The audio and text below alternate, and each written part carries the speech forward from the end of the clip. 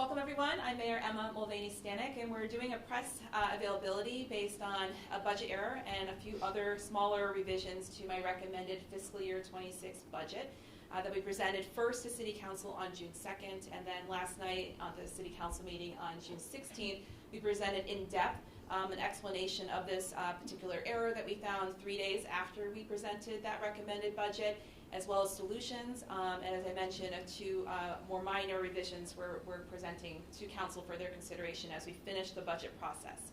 I'm going to take you through some high-level pieces of that as I did last night, and then I'll ask my CAO and the City Assessor to speak a little bit more to the $1.8 million error, how we discovered it, and solutions going forward, and you're here certainly to ask technical questions as well. We also are joined today by the Burlington School District. Nate Lavery is here because when we talk about property taxes in Vermont, I always like to remind folks that almost 2/3 of the bill is related to our education fund. And in Burlington, we have really good news in the sense of, for at least fiscal year 26, how most people's property taxes will actually decrease, due large part due to the education work, or the education funding work that BSD and a lot of our state delegation have been working on for years. So we'll talk about that. If you have questions, Nate is here to help answer some of those technical pieces. So as I stated, we presented the City Council my mayor recommended budget for fiscal year 26 on June 2nd. On June 5th, my CAO discovered that there had been an error made related to that budget due to an overestimation of the tax revenue associated with commercial property that amounted to $1.8 million. Of course, this was a really unfortunate discovery after we had worked so hard for several months, closing an $8 million structural budget gap. And of course, as folks know, in my first year as mayor and first weeks, we had to close a $14 million structural budget gap. There are continued issues with our budget of how it's built and how we have relied on one-time funds, causing, in part, this continual structural challenge for the city of Burlington. So part of why this year the budgeting process was a particularly robust one was because we're really trying to right-size city government. We're trying to understand how to put Burlington on a fiscally sustainable path that also puts affordability for property taxpayers front of mind always. And so we did that by closing the $8 million budget gap in my first recommended budget, and we're still doing that in this revised budget despite this $1.8 million piece of the puzzle. I wanted to speak a little bit to how we're closing that particular $1.8 million piece. But if you have questions, the other two minor pieces in this revision are related to reinstating funding for UVM home health and hospice at $100,000. If you have questions on that, I'm happy to come back to it, but I don't think that's probably why you're here. And then the second piece was, which you might have questions on, we are reinstating one position related to adult programming through Parks, Recreation, and Waterfront, that department.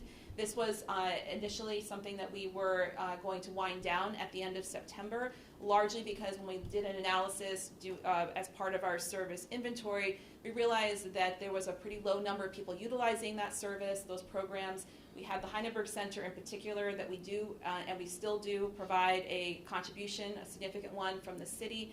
And we thought with all the other pieces we're trying to right-size that this might be, although of course regrettable, something we should wind down for better use of our core funds. However, late in the budget process, a proposal was brought forward which actually starts to put a more robust adult programming proposal forward that in year one, which would be next fiscal year, would be enough in terms of raising revenue related to this programming to fund one staff position. And then in year 2 and 3, even more revenue could be brought in to help sustain this in a fiscally sustainable way, and also be responsive to a series of recommendations from the Aging Council, who put a report forward late last fall into the winter. It was brought to council, I think, in January or February.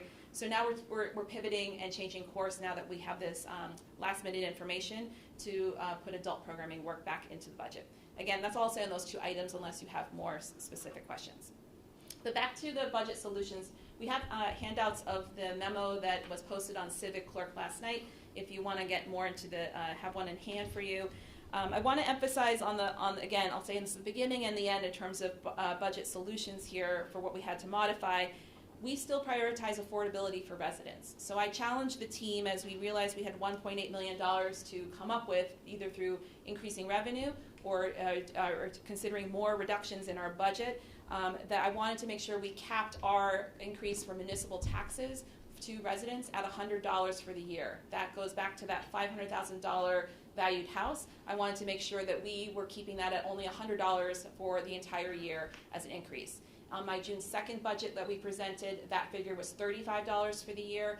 Affordability is again very critical to me, and I wanted to make sure that we were not going to take the entire savings that most folks are going to experience in the decrease due to the hard work of the Burlington School District, that would be taken up by a municipal increase in taxes. So I asked folks to work harder and look deeper on more revenue and more reductions that we could offer to close the $1.8 million gap.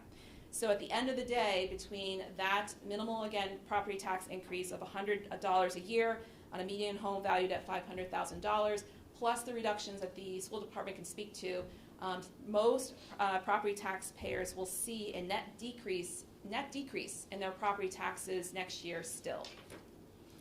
So in terms of there goes the very cheap pen, excuse me. We'll put that in my pocket. So in terms of the solutions on the new reductions side of the ledger, I want to make sure that we lead off with this important line 1 and 2. Line 1 and 2 represent what I'm going to propose to City Council, or have proposed as of last night, a reduction in a COLA for myself. It is very important as the leader of the city, especially when we have found this last-minute error, which I'm grateful we found it now and not further into the fiscal year, of course. But it is important to take a leadership role here, and to one where we hold the burden of solving this as the leaders of the city on the administration side. And as the mayor, to me, it's important for the entire next year that I will not take a COLA increase. So that is something I'm committed to as a leader. I've also asked all my department heads to also not take a COLA for 6 months of the year. And this was a very hard decision because my department heads work incredibly hard for this city. The service to the city is deep. People work extremely long hours. We're working to do a lot of new innovative thinking to solve a lot of longstanding challenges here in the city. And this was not an easy decision and recommendation on my part. This is why in 6 months I want to restore the 3% COLA that we were originally budgeting for fiscal year 26 for department heads, which is the same 3% increase for all non-union employees, in order to kind of really honor their work and their hard dedication for the city. But that would not apply to me. The 3% COLA is, if you want to get into the details of other employees, no other employee will be impacted by this. This is only department heads and myself. We are also going to pause a couple of hirings of positions. The only new position we proposed in fiscal year 26, which is related to housing, until later in the year. I can come back to that if there's questions. We're also pausing until mid-year the hiring of a deputy city attorney position within our city attorney's office. We're also proposing at this point a reduction by 2 of the sworn officer headcount. We still have negotiations to do with the council, of course, so this is, again, my recommendation, my modified recommendation to council, but we'll be working literally the next couple days with council to see where things shake out. But at this point, we're recommending to go from 10 to 8 for sworn officers, new sworn officers in the next fiscal year, largely because Chief Burke recommended or said that we only have 2 qualified applicants in the pool of new recruits. New recruits have to go to the police academy in Vermont. I don't know if it's every town, but Burlington at least is capped at 4 officers that we can send to any class. There's only 2 classes a year, the fall and the spring, so we only have 2 to send. And so we can't use all 4 spots, and we can't send more than 4 in the spring. So the math there shows why why it's a good idea to reduce by 2. The other 2 in that math equation there are the assumption that we can find 2 lateral officers who do not need to go through the police academy. Finally on here, you'll see the IT reductions. This is actually going to be a little bit higher than the original $25,000 figure to be $48,000.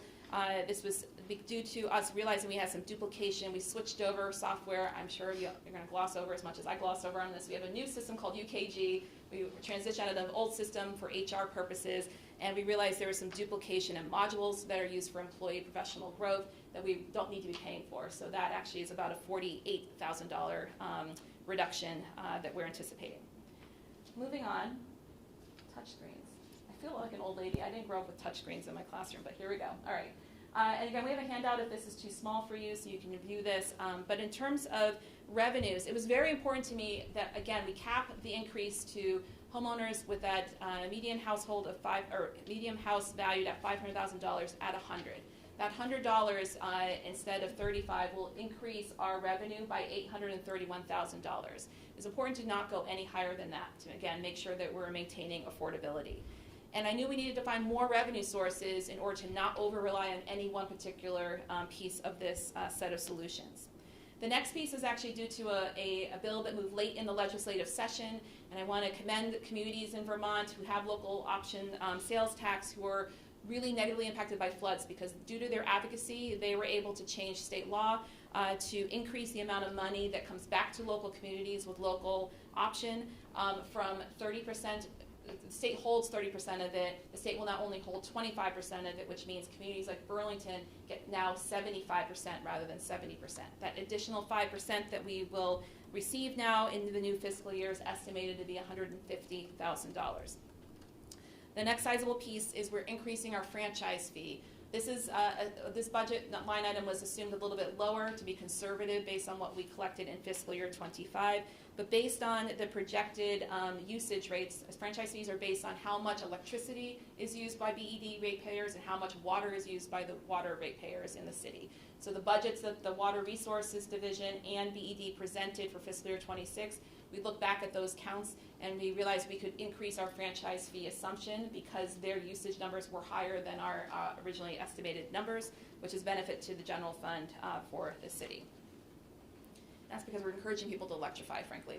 When people use more electricity, that's actually a helpful thing for our franchise fee and the climate. The next piece is still on here? Yes? Mm-hmm. Numbers? Okay. Is if you have questions specifically about this, this is a highly accounting level topic, so this will be a Catherine question. But this relates to the city's unrealized gains and loss line, our interdepartmental interest of unpooled cash, and investment income totaling about $450,000. Again, more technical than I'm able to explain, but Catherine can explain what that is. A couple other ones here. We're going to increase the Uber and Lyft fees. Right now we charge 25 cents. It's a fee on the usage through our taxi licensing system, and we are going to increase that by 25 cents. It's a usage fee, so largely tourists and folks coming through the airport use that function, and so we're going to increase it. It has been increased in a while. The next line, line 7 and also line 9, so anticipated development permits and new gross receipts. These are two sizable numbers. There's $250,000 in anticipated permits. This is due to anticipated big scale development that we're anticipating comes online, but we do not have a permit application in our hand. So when you see the very bottom line of 2.4, I wanted us to estimate high because it is not 100% guaranteed that these permits will come through for these large developments on the timeline, and I wanted to make sure we're building things that were within our control, and of course naming things that might also come online, but we don't have a permit application in hand. This is largely related to what we anticipate is happening in the South End at the Secord project, but again, we can't anticipate what their actual timeline will be. I'm going to skip to the new gross receipts because this is, again, hoping the best, but also estimating in a conservative fashion. City Place South Tower will be opening in a matter of weeks. In that is including a new hotel in downtown Burlington, and that hotel has about 170 rooms. So we did some estimated math around the benefit to the gross receipts because we have a tax on hotel occupancy.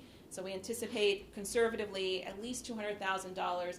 But I really want to emphasize, with all of the unknowns, much larger than Burlington, on tourism, on tariffs, on the flow across the border and elsewhere, we cannot bank on that as a guarantee. So I wanted to make sure we were being as conservative as possible and not over-rely on those two lines.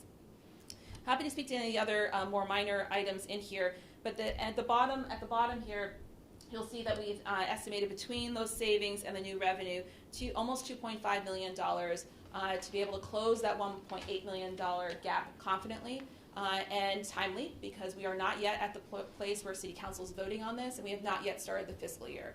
So again, in many ways, I'm grateful that the timing worked so we could fix this in a diligent way, and we have pieces I'll speak to at the end around how we'll make sure this doesn't happen in the future as we continue to not only right-size the budget, but also make sure we have tighter and better practices and policies as a city so that whoever is the mayor, whoever is the city council, whoever are in the roles of these two department heads is confident in making sure there's checks and balances on how we build our budget. So with that, I'm going to pass this over to Joe Turner, who is our city assessor, and you're going to learn a little bit about how we set our tax rate. Okay, So now on to kind of the what here. So to begin with, I want to start with an overview of Burlington's municipal tax structure.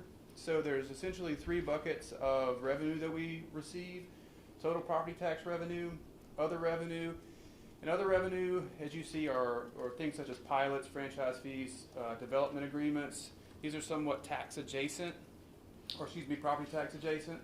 And then we have non-tax revenues like user fees. That brings us to our total revenue. I also want to go through some definitions real quick. This is kind of setting up what happened. The grand list value is considered the assessed value minus any value associated with dedicated tax revenue. And for Burlington, that's TIF, right? So we have to remove TIF from that before we get the grand list. Appraised value is fair market value as of last citywide reappraisal, and that happened in 2021. That's what you would expect to pay for a home in 2021. Assessed value, and then what's important here is the last bit of it. It says legally authorized fraction thereof. That creates an assessed value. An assessed value is what the grand list is set on. Burlington adds an additional 20% of value of appraised value to non-residential properties. That creates an assessed value, and that assessed value is what the grand list is set on. So that 20% should be and should have been included in the grand list estimates for rate setting. Then we can move on. Okay. Previously, the additional 20 was not included in property tax revenue. Instead, it was included in the other revenue bucket. So we essentially removed it from total property tax revenue, but included it in other revenue. This budget, the one we set now, does not. It includes it in total property tax revenue and not other revenue. So that was the move. And the issue was that this was caught for this fiscal year, which was very important. We included it in total property tax revenue and other revenue when we set the initial tax rate. So we get one more. Oh, this slide shows you when the issue somewhat began. So this is the problem that had been there since 2020. I won't really say a problem, but it's a different way of doing it. So in 2020, that gap you see represents the revenue associated with that 20%. And you see it's different. The accurate GL, which is grand list, is the grand list associated with the full grand list, full assessed value with a commercial 20% and the actual appraised value. The official grand list is what we set the rate on. So that's the difference. This year, when we set the preliminary rate, we included both in the grand list figure. And if you want to move to the next one. This one shows what would happen if we remove the 20% before we set the rate initially on June 2nd. The table on the left shows what we presented, and that had the official grand list estimate with the 20%. And the second table had removed the initial 20%. As you see, the rate increase that would have occurred. That rate increase represents that 1.8 million, and that's what we're trying to close. So, and that sums it up for me. Okay. All right. Great. And I will end us here with what are we going to do to prevent this from happening again. So the CT office and the assessor's office, so myself and Joe, will be creating a policy and procedure to outline the process for submitting these, as you now realize, very detailed grand list figures to inform the budget. One of the issues that we have identified is that both of these offices had some very long-standing, 20-year plus employees in them.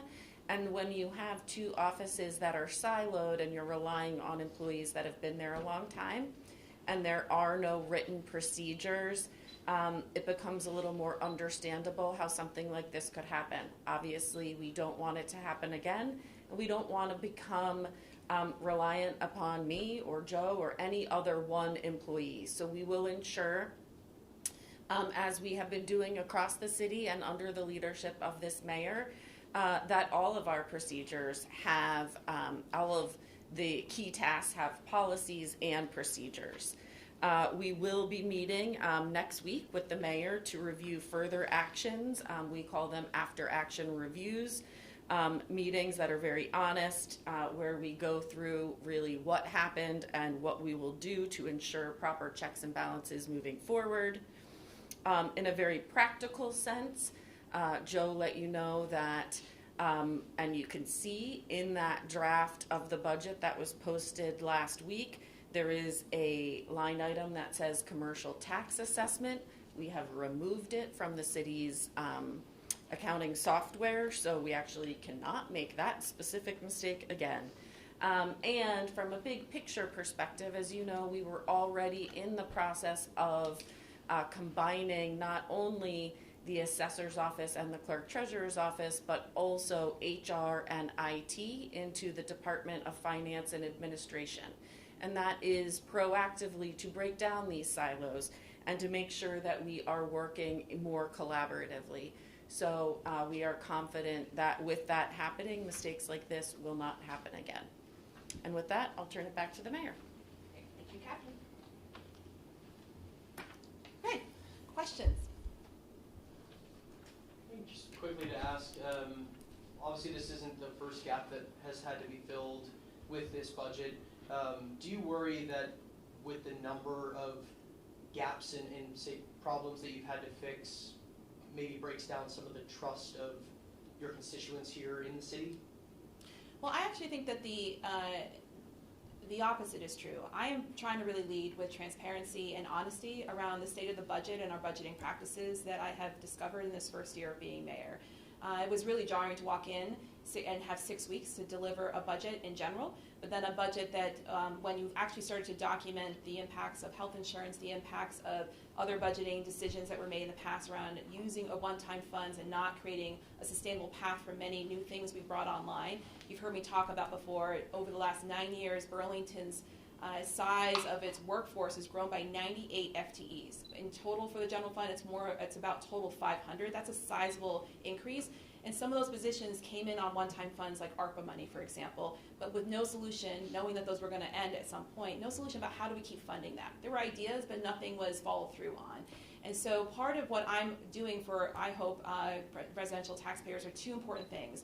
One is that transparency and commitment to fix this and start to really do the hard work of closing the structural budget gap and the things that lead to that year after year. And two, make sure that I'm actually producing a budget that really produces an affordable tax rate at the end of the day. One for which working people in particular can start to see their tax burden go down, while we also put key investments into things that are advancing my 3 core priorities. That's no easy task. Usually what happens with elected leaders, since in my experience at least, is that you sort of do a very blunt cut and you don't think about deeply what are the core services, what are the ways we actually think about making a more healthy and sustainable budget, and not to mention all the practices that I think we're tightening and clarifying and documenting. So if anything, I hope that really builds the trust among taxpayers that this mayor is seriously taking this fiscal responsibility piece seriously, and the affordability commitment even more importantly. Just to add to that, but excuse me, that behind the scenes, a lot of people don't get the opportunity to see what are some of those things that community people who might be watching this later today should know. Well, they should know that I really asked a lot of department heads, and we started the budgeting process even earlier for a few different reasons this particular year. One is that we knew we were advancing 3 very important infrastructure bonds on the ballot back on Town Meeting Day in March.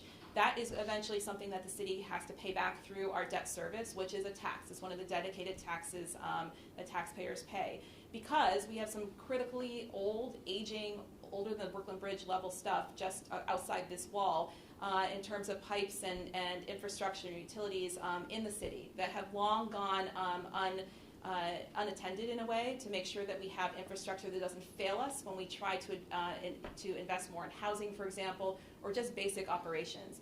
I don't know how long people lived in Burlington, but you can see when we have water break mains, for example, that's often because pipes have been 50, 75, 100 years old and not been replaced diligently throughout the years. So those particular infrastructure bonds were critical to pass and critical to do with the clarity of knowing that's a big investment for folks, for residents to pay. And so I wanted to make sure that we were doing our due diligence on the budget side of things to make sure we didn't have to ask taxpayers for an additional significant tax increase on the general rate tax increase, which requires voter approval. And so that was a big ask of my administration to make sure we were building budgets that dug in deeper. And that is what informed the very hard decision, the hardest decisions I would say yet as mayor, to recommend 25 layoffs of positions that we were going to just permanently cut. That is important for us to actually structurally start to fix our budget, because if we continue to have more employees than we could really financially sustain, that continues to make that gap grow over years rather than shrink and narrow it into a way that we can actually sustain with the growth of our grand list and other revenue sources. I think the timing was already spoke about maybe a little bit, but obviously July 1st, 2 weeks away from today. Are you worried that this may not get past the finish line by that July 1st start of the fiscal year? How are you working to make sure that this gets through on time? I'm confident that we are going to have an agreement with the City Council, both the Progressive Caucus and Democratic Caucus. That's the work of the next handful of days here. And I'm confident that we will find a successful budget passed on Monday. I served in the legislature, and I saw kind of the dynamics between the executive branch and legislative branch on the state level, where lots of discussions weren't being had throughout the development of the budget. That is not how I lead. I have been keeping both caucuses apprised of this. I told them the same day, the leadership of both caucuses, the day that I discovered the $1.8 million error, because that is how we lead collectively forward, to give everyone the information needed so that they can do their due diligence on the budget that I had presented to them on June 2nd. And we've also been giving updates along the way, as you know, through Board of Finance and on Council for the last several months around where we were headed, including giving as much fair warning as possible that we were anticipating position cuts in order to really, truly do the hard work of right-sizing. So because of all that due diligence for the last several weeks, if not months, I'm confident that we will find an agreement. It's a compromise, it's a negotiation back and forth, so the budget will likely look a little different by Monday, but that is, again, due to negotiations with the city councilors and coming to a compromise at the end of the day. Maybe to bounce off of that, I don't want to take up all the questions here, but in terms of what the maybe biggest gripe has been from the city council as to what you have in here and what you're proposing, and whether you'd be willing to sway either way. Do you know what that might be and kind of what they're asking for? Well, so far from what I've seen and what has been in council discussions so far are probably centered around, do we sunset the gross receipts tax or not? In my first year, we proposed increasing gross receipts by 0.5 cents. 0.5%. Thank you. There's cents and there's percents, and that's a question for this woman over here. But anyway, 0.5% in order to give a balanced approach to raising revenue last year. Last year, I wanted to make sure that we didn't close that budget gap only on residents who paid property taxes. I wanted to make sure we were also using usage-based, consumption tax, that tourists helped pay for, visitors helped to pay for, etc. But in compromise last year, the compromise at that point was to put a sunset on that this summer. I see that we need to continue to use that 0.5% on the gross receipts to, again, provide similarly a balanced approach in how we raise revenue. And we've also conservatively estimated in fiscal year 26 the amount of the revenue that we anticipate, given all of the factors I talked about before, Canadian tourists, just the trends regionally on everyone's gross receipts, so that we're not over banking on that revenue coming in. So I imagine that there'll be discussion about that again from the Democratic caucus in particular, because that was their concern last year. I also know that both caucuses are concerned with how do we continue to support the downtown. We've done a lot of significant investments in my recommended budget to do such, I would argue, including a historic increase to the Howard Center Street Outreach Team. They were level funded at about $75,000 for many years, without noting, I think, on the city side of it, the increased need that we were having. That program started 20 years ago with one person doing that work. Now they have half a dozen people doing that work in the inner city. I thought it was only fair and right that we invest more, and now in my recommended budget, that's at $249,000, because Howard Center is a critical partner in supporting folks who are especially in acute mental health needs in the city. We've also been doing things operationally to invest in downtown, including under Chief Burke's leadership, redeployment of officers in different ways. You probably see this. They're out of their cars, the officers. We have hired 5 Parks and Patrol staff for seasonal staff to help us with community engagement. better utilizing our CSOs, CSLs, et cetera. I can go on there, but that's both an operational and a strategic investment. I do think that they will likely come forward with questions on how we can do more for businesses and also what comes next for Great Street, Main Streets. But even before those conversations, I've been asking our DPW team about where we could flex with our construction up there, out there. And we have probably some news soon on that in terms of other options that we're trying to do to modify the streets, but that's not ready for prime time quite yet. I'm sure this is probably a loaded question, seeing we're in June 2025 right now, but as far as, you know, that figure we could have had, $35 tax increase on a $500,000 home, do you think or hope maybe fiscal year 27 is when we see a figure like that? I hope next year is just the easiest budget year I have since being mayor. Let me just project that forward, that it will be so much easier. Well, I have to say, I just want to make sure people know that, again, what I said before, and maybe this is Nate's moment to shine here on the education side of it. When people pay property taxes in Vermont, it's about 2/3 of it is the education fund, meaning that 2/3 of that bill is related to what the school district is setting for its budget, as well as the other pieces on the state level. On that $500,000 valued home, and Nate can correct me on the numbers here, we're anticipating a reduction of $341 for that property taxpayer. So with $100 that we need for the municipal side of it to help close this gap and close what will actually be a total of $9.8 million for the gap for fiscal year 26 at the end of the day, that still nets people in the negative, which is a good thing, of about $200 or so. And so that was something that was, again, important to me, so that at the end of the day, people had a more affordable bill and had a little relief from the tax burden that folks have been holding for a while, because it's been important to invest in schools. And I am the biggest proponent of that. I think it's been a very important thing, including building a new high school. This is the right thing to do for Burlington. But this year, we were able, as a team, between the school district and the city, to actually work towards a decrease. And I hope that the council maintains that at the end of the day. Did I get that right, Nate? The 341? Yeah, I mean, I think... Do you want to come up here and clarify anything? And who are you? I'm Nathan Lavery. I'm the Burlington School District's Executive Director of Finance and Operations, and as the mayor noted, the district was really conscious of the tax impact of education tax rates on our community. So during the budget process, we were pleased to be able to promote to the community a budget that was projected to reduce education tax rates. Subsequent to that discussion, the legislature has acted. The yield increased somewhat, which essentially means that for Burlington education taxpayers, we're projecting a decrease of 4.5% on the education tax rates under the current yield. Those numbers will be finalized and formalized by the tax department. That translates now, we're estimating, to approximately $360 on a $500,000 house. Even better. 341. We make every dollar stretch in this city. Other questions? Thank you. You want me to call you Nathan when I'm in front of the cameras? You don't care. I get it all. I should have asked you that beforehand. Okay. All right, Nathan. Can I ask an off-topic one? Let me just see if there's anything else on the budget before we go to something else. Now that we're getting toward the end of this fiscal year, how are things shaping up with the fiscal year that we're just about to end? Because some of the same strategies that are being used to close next year's budget gap were also used for this year. So just kind of wondering what we're learning from that. Were those strategies working? Do you think they'll work next year? Right.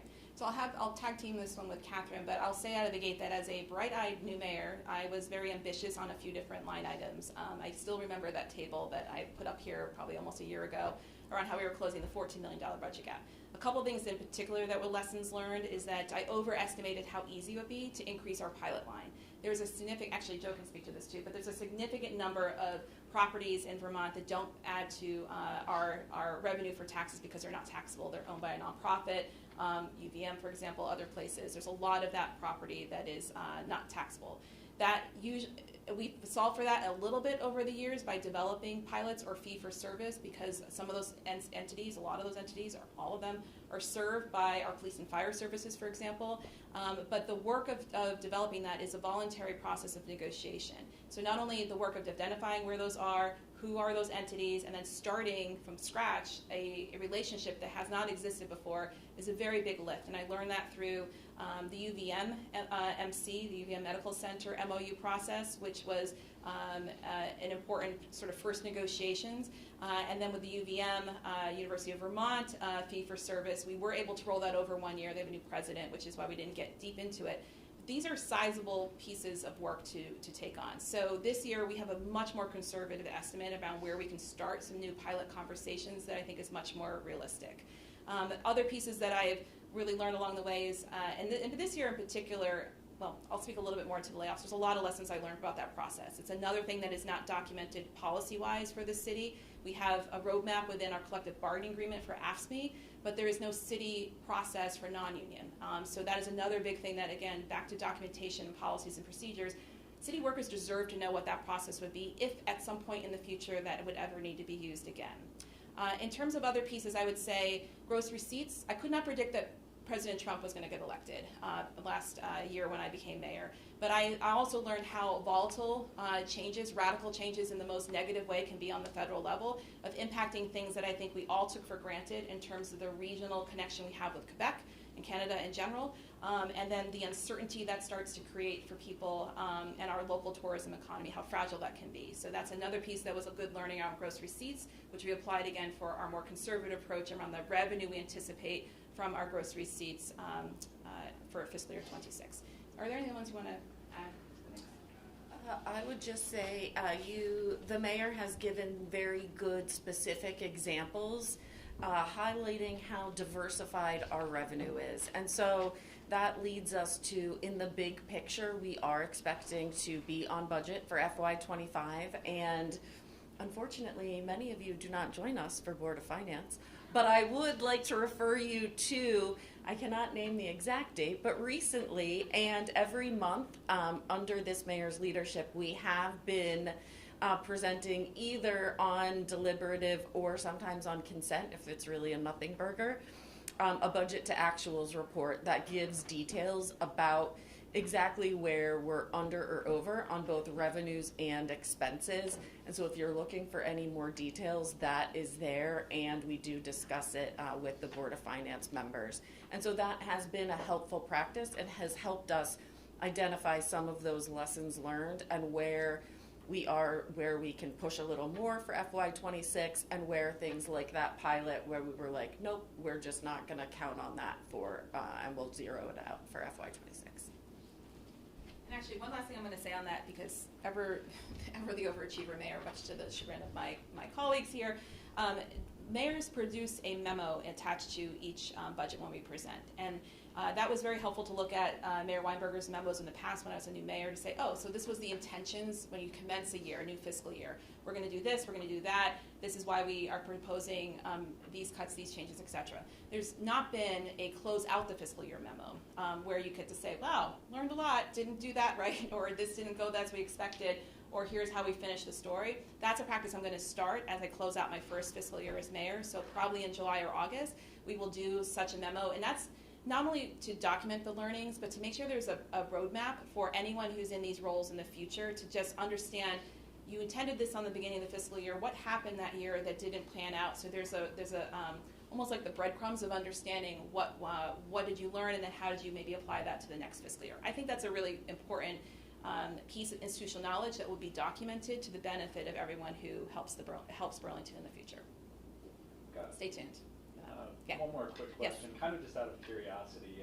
If we knew that City Place, the hotel rooms were going to be opening this summer, is there a reason the $200,000 estimate in gross receipts revenue wasn't counted the first time around? In part because, again, I want to make sure that we're only counting things that are firm and that I'm confident in. I learned, again, in this first fiscal year, when there's a new president, there's a lot of things that can go sideways in terms of the health and well-being of our local economy. So we knew that at some point these would be coming online, but as you can see from the North Tower, there's delays in the construction timeline, and because of a whole host of things, back to that president and the tariffs and the supply chain issues.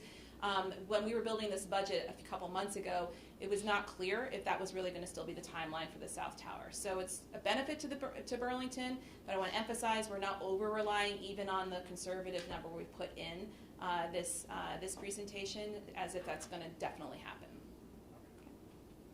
Okay. Anything else on the budget? Okay. So this one should be hopefully easy. Oh, Last God, night, okay. I think, last night we, at the city council meeting, they spoke about the resolution for Canada Street. Sure. Can you just talk to us about the purpose of that resolution, what it means for you and for your office, and ultimately what it means for the greater Burlington area? Sure. So this is a city council-led initiative, so I'll speak to what was presented last night. I do fully intend to sign this and support this. So the premise is that for a short period of months, about 3 months I believe or so, we will rename symbolically Church Street to be Rue Canada.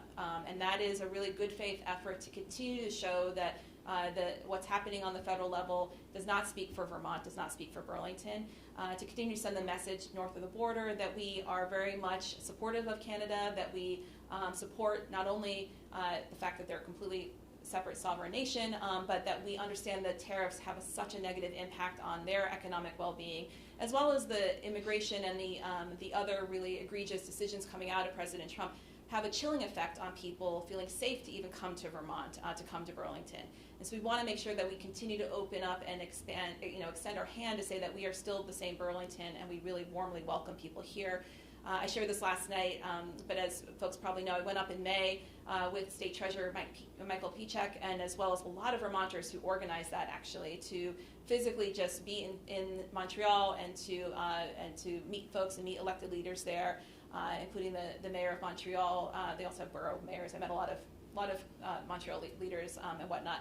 They were so grateful that we came and made that effort, and that was a good learn. I didn't know how that was going to go, but people were effusive around how appreciative that they were to see Vermonters there and Vermont leaders in particular. And still our office gets positive feedback. I must have been like on CBC or something like that. It's like from British Columbia, people have been reaching out to my office to say how much they appreciated that. And just yesterday when I was at City Market, a couple stopped me, which often happens, and said, "Oh, are you the mayor?" I'm like, "Yes, I'm the mayor. What kind of feedback am I going to get now?"